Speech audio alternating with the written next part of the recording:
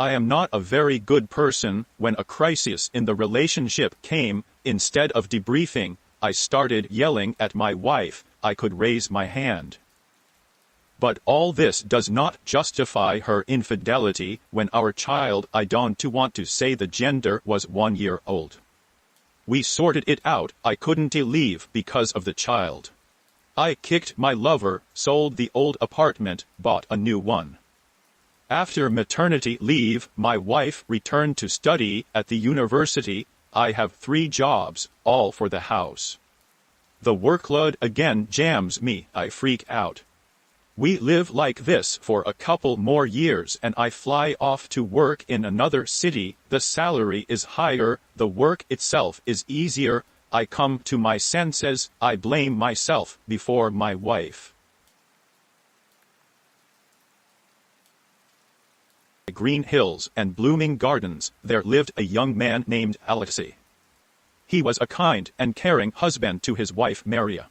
They had been together for 5 years, and their life seemed perfect. However, as often happens, there were secrets and omissions hidden behind the facade of happiness. Maria worked at a local art gallery where she often met interesting people. One day, a new artist named Dmitry appeared at the gallery. He was talented and charismatic, and soon a friendly conversation began between him and Maria. Alexei, although a little worried, trusted his wife and did not attach any importance to this. With each passing day, Maria spent more and more.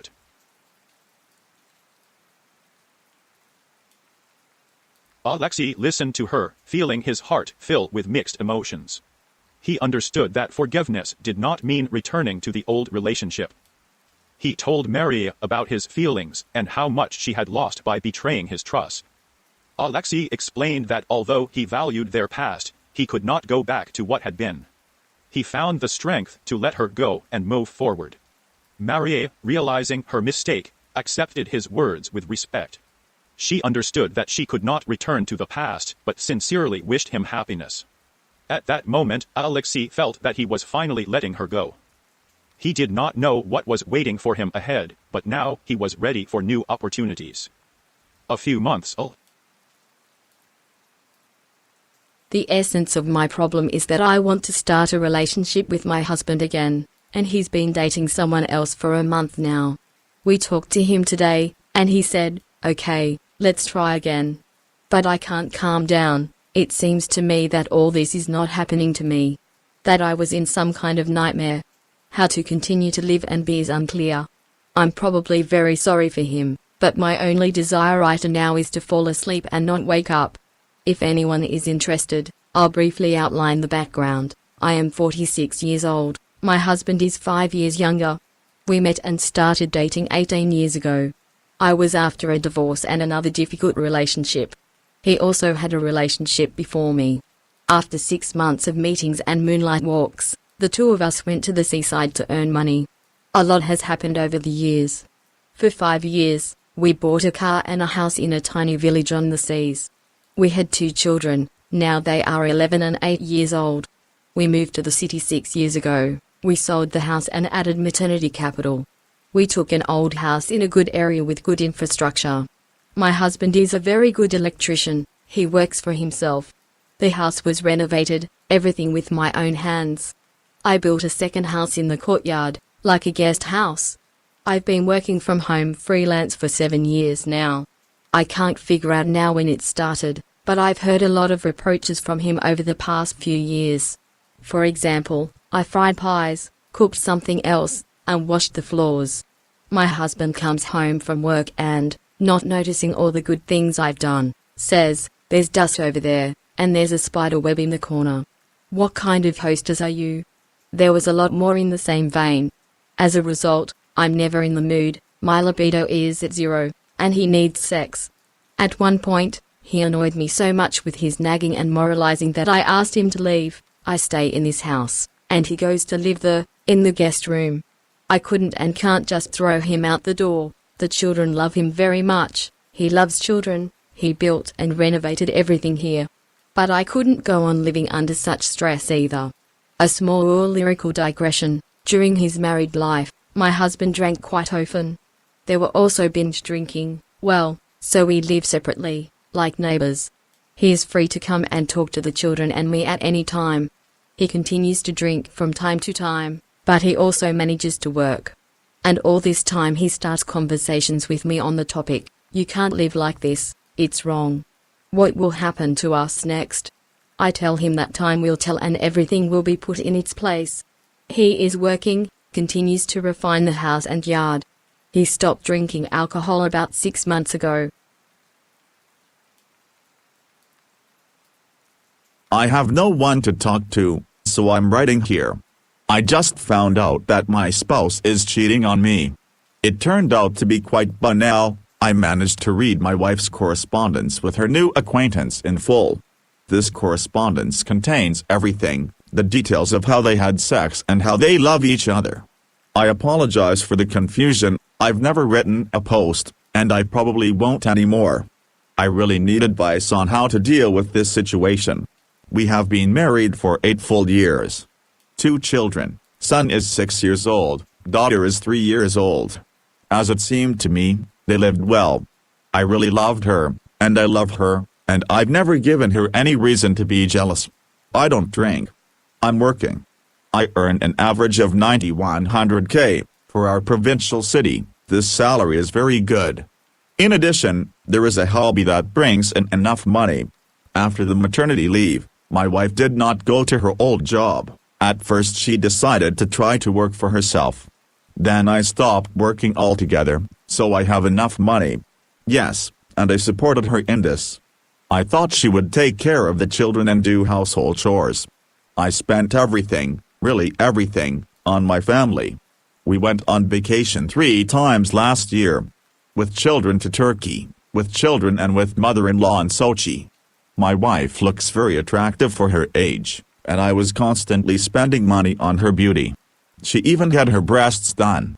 I thought it was all for me. It turns out not. I think that although I am not handsome, I am not a mattress or some kind of nerd. I play sports, hockey. I keep track of myself, height 173, weight 73. I can roughly guess why she wanted an affair on the side. When we started dating, I realized that I was not her first. She had enough partners. When we got married, she was 27, I was 23. I've had constant sex experience with her. Before that, I had one-time hookups. I've been having a little trouble at work lately. Sex against this background has ceased to be regular. I subconsciously realized that I wasn't completely satisfying her. She missed me a lot, but she never told me anything. She always said I was her best. As it turned out, no. I read how they brag about each other. Their self-esteem drops. God, I want to howl. What now? Where to? A friend in another city, and can you really call him a friend? I don't want to tell my relatives, parents, brother, anything until I figure it out myself. Guys, give me some advice on how not to go crazy. And we need real practical advice on what to do first. I won't forgive her anymore. How not to fuck up everything I've gained with children. I love them very much. If there were no children, it would be much easier. As it is, there are thoughts of forgiveness, as long as the children live in a full family. But I know I can't live with her anymore. Is there any way to protect the children, given that she has no income? On the other hand, children without a mother are very stressful for them. And what to do with her fucker?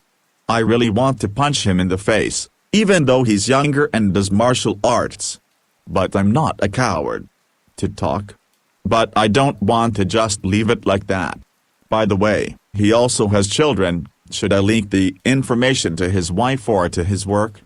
He's an instructor at a fitness gym, and they met there while I was earning for my family. And I have no doubt that he will not be able to offer her the same standard of living. I don't even have anywhere to go. I don't have any friends in town. I can go to my parents, but I don't want to let them know until I decide everything myself. And I don't want to talk to my wife until my head is completely in order. That's what I'm asking for. The background? They have been married for 10 years and have 2 children. We lived for 3 years before that. I was always jealous of my wife, even before marriage. He controlled her and forbade her to communicate with the opposite sex. He didn't even let me go to cafes with my friends. But she still corresponded with someone on social media. Also had frequent scandals on social media, although there were innocent people in the correspondence. And so they lived from scandal to scandal. 4 years ago, we decided to have our third child, but I had a miscarriage, and I threw myself into my work and didn't know how to support her. Over time, everything went through, but I realized that something needed to be changed. Having overcome himself, he loosened his grip and was not against his wife going on vacation with her friends and communicating with mutual acquaintances of the opposite sex. She had a personal space. Everything was possible within reason, no clubs, questionable companies, decent friends, a gym. I even started learning a new profession. I supported and helped in everything as much as possible financially with advice. About half a year ago, problems with sex began. Sex wasn't frequent, and it was like I needed more than she did. At first, I hinted to her that it shouldn't be like this, and then it came to scandals. I began to notice that she was becoming secretive and cold towards me. She started cleaning all the correspondence, even with her friends, explaining that she had done it before when I forbade everything. I didn't think much of it because she's a very secretive person. Once I needed her phone, either for utility bills or for an access point, and I heard, "Why do you need it?" It all ended in a scandal. I had to literally snatch the phone out of my hands because I understood that there was information there that I should not see. But I saw only one message, "Don't write." My wife explained that she had corresponded with an old acquaintance whom I did not know and was afraid of my reaction to communicating with a leftist man and that he had a family, children, etc. In fact, he really had a family, a child, and all that. Then it was somehow not calm in my soul, and I decided, in my opinion, to commit a low act and put a spy in her phone.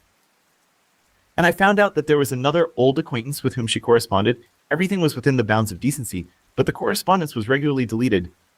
Another scandal, she found out that there was a spy. Trust is gone. The denouement. My wife often went to study in another city. I let go without any problems, but after recent events, I decided to put a spy on my next trip that monitors everything. She said on the phone that she was in a hotel, but not on the GPS. I made a recording of the environment and heard that she was sitting in a cafe with some guy, and I made a scene. She stopped answering calls and texts. As a result, I have a record of her cheating on me with all the details. I cried like a schoolgirl. The wife denied everything to the last, but confessed. She swore she loved me and that she wanted to be with me.